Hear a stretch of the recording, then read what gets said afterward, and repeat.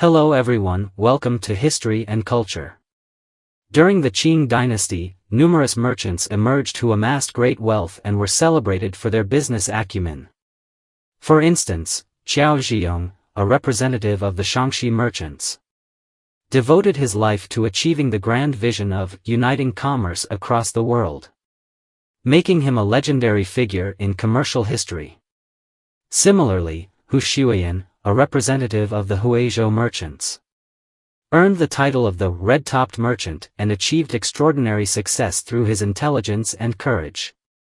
Among the successful merchants of the late Qing dynasty, one cannot overlook Zhou Ying of the Shaanxi Wu family. She holds the distinction of being the only female merchant in Qing history to elevate her family business to a level of immense wealth rivaling that of the nation. Renowned not only for her business talent but also for her remarkable rise from adversity, Zhou Ying became a legendary figure celebrated for generations. Early life of Zhou Ying. Historical records indicate that Zhou Ying was born into a wealthy merchant family in Sanyuan County, Shaanxi Province. Known for her intelligence from a young age, she exhibited extraordinary wisdom early on. Her great-grandfather, Zhou Meituan, amassed a fortune during the Jiaqing era of the Qing dynasty through the salt trade, propelling the Zhou family to prominence in the Sanyuan region. Although the Zhou family's fortune had declined by the time Zhou Ying was born, the saying, "a starved camel is still bigger than a horse," applied. Despite their reduced circumstances, the Zhou family remained a prestigious and influential household in the area.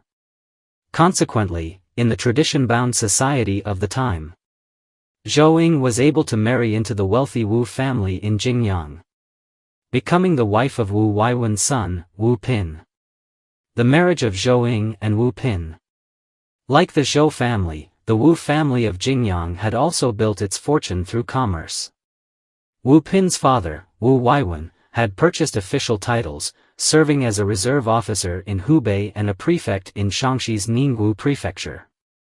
His years in government not only expanded the family's wealth but also strengthened their network of connections.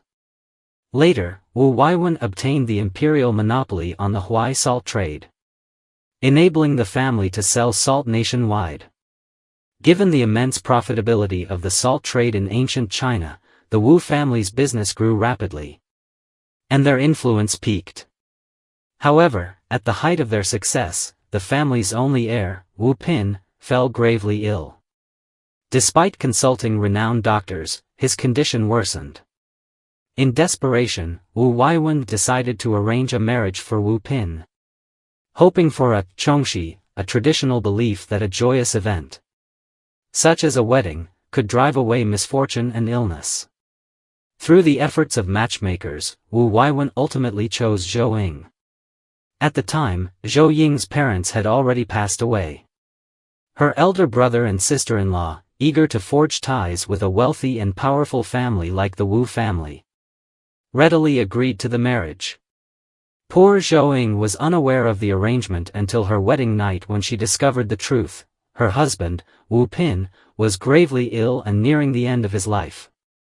Unfortunately, the chongxi did not bring about a miracle. Shortly after their marriage, Wu Pin passed away, leaving 18-year-old Zhou Ying a young widow. Zhou Ying's strength and determination. Despite the devastating blow, Zhou Ying did not succumb to grief or despair.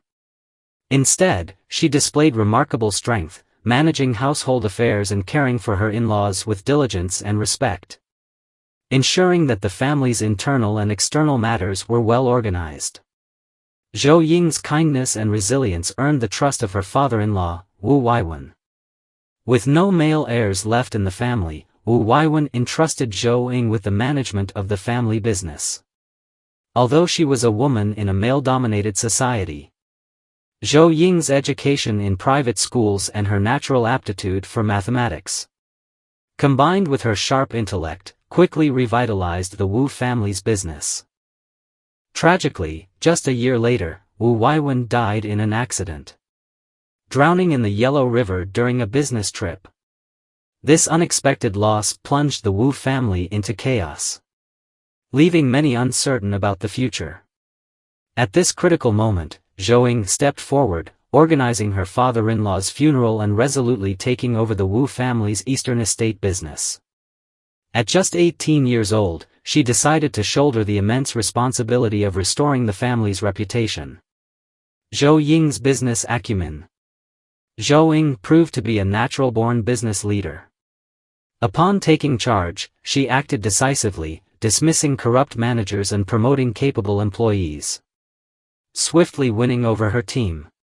Building on the foundation of the family's salt trade, she expanded the business nationwide, establishing 7 major branches in various cities and creating a robust commercial network for the Wu family. Moreover, Zhou Ying diversified the Wu family's ventures, expanding into industries such as silk, cotton, medicinal herbs, and tea. Her innovative approach and strategic decisions solidified her reputation as one of the most remarkable business figures of her time. In terms of resource integration, Zhou Ying demonstrated extraordinary wisdom. She signed purchase and sales agreements in advance with cotton farmers to ensure a stable supply of goods at consistent prices.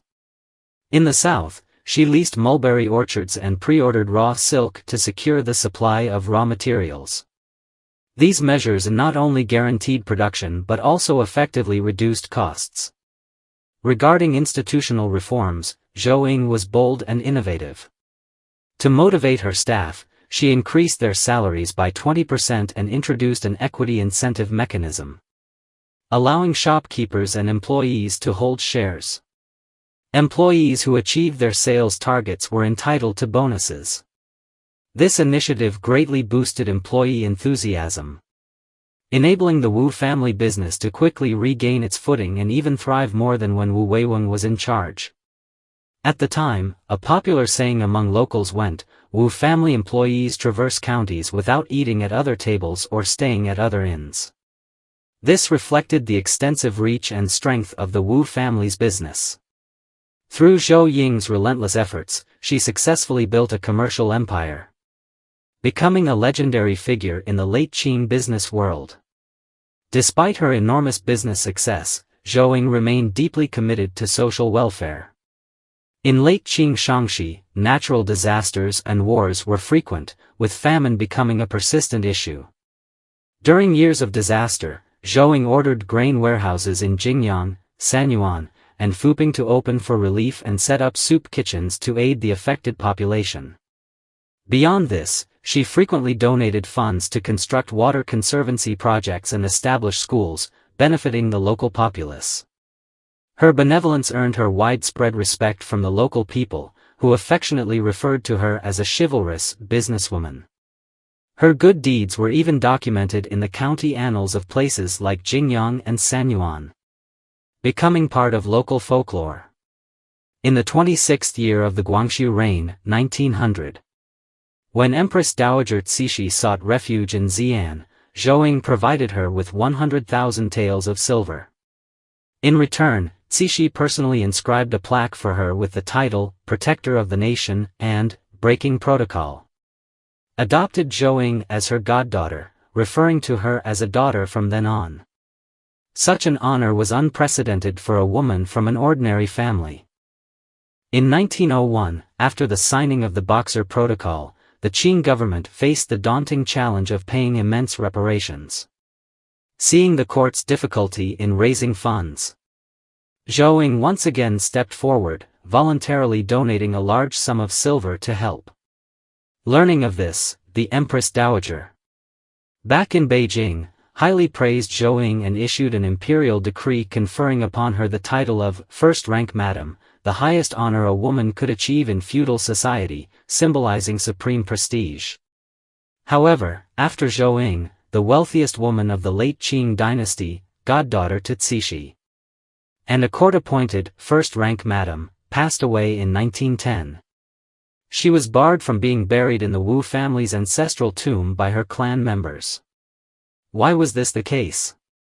According to historians, in feudal society, clan concepts were deeply entrenched, and the construction and management of ancestral tombs were strictly regulated.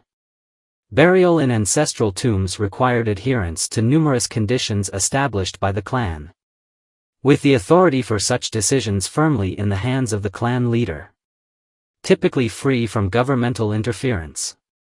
Even the highest-ranking officials often could not override the clan's decisions. For instance, in 1901, when the mother of Yuan Shikai passed away, he transported her remains to his hometown, hoping for her burial in the ancestral tomb. However, Yuan Shidun, the clan leader and his elder brother, denied the request, citing that Yuan's mother was a concubine and not a primary wife. At that time, Yuan Shikai was the governor of Zhili and minister of Beiyang, a prominent figure wielding significant power.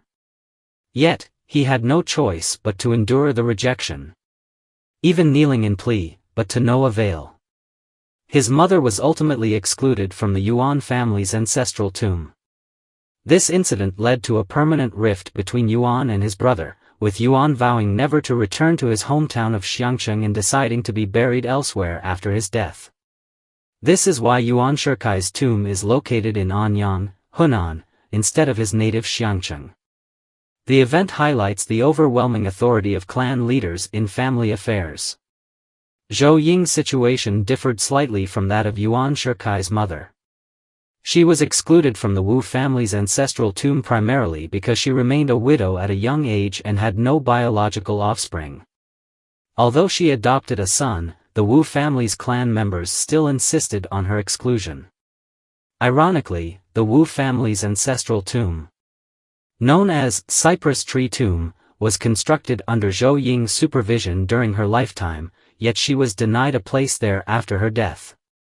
This decision not only underscores the harsh and unfeeling nature of feudal clan systems but also highlights the poignant ending of Zhou Ying, who had dedicated her life to the Wu family, only to be barred from its ancestral tomb in death.